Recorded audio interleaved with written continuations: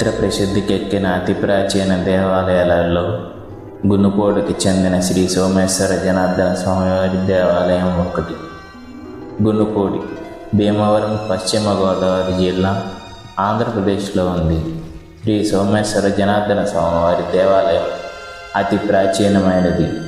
తూర్పు చాళుక్య రాజులలో ప్రసిద్ధుడైన మొదట చాళుక్య భీముడు ఈ దేవాలయాన్ని 9వ శతాబ్దంలో నిర్మించినట్లు, ఈ దేవాలయానికి గోపురం, ప్రాకారం నిర్మించినట్లు చారిత్రక ఆధారాలు ఉన్నాయి.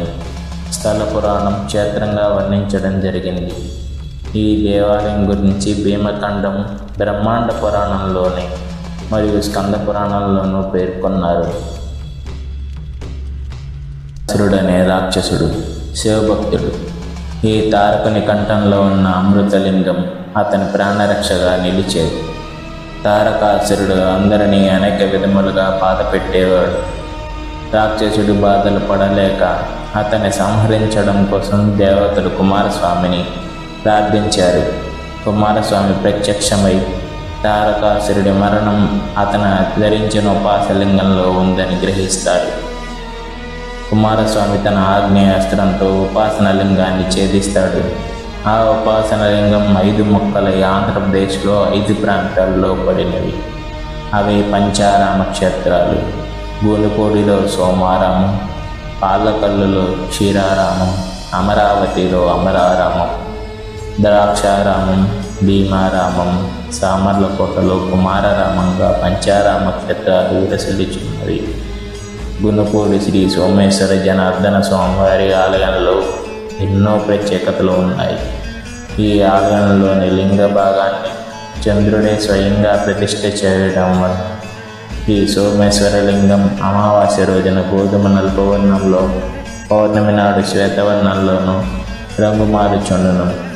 ఈశ్వరలింగం పైభాగమున అన్నపూర్ణ అమ్మవారి విగ్రహం ఉండడం ఈ దేవాలయానికి మరో ప్రత్యేకత.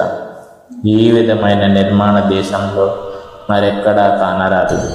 ఈశ్వరుడు గంగాని శిరస్సుపై ధరించడానికి ప్రతీకగా ఈ విధంగా నిర్మితమైనదని ప్రజల నమ్మకం.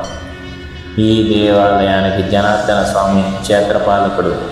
అందుచేత ఈ దేవాలయంలో వివాహం చేసుకుంటే వైవాహిక జీవితం ఎంతో శుభమయంగా సాగిపోతుందని ఒక నమ్మకం.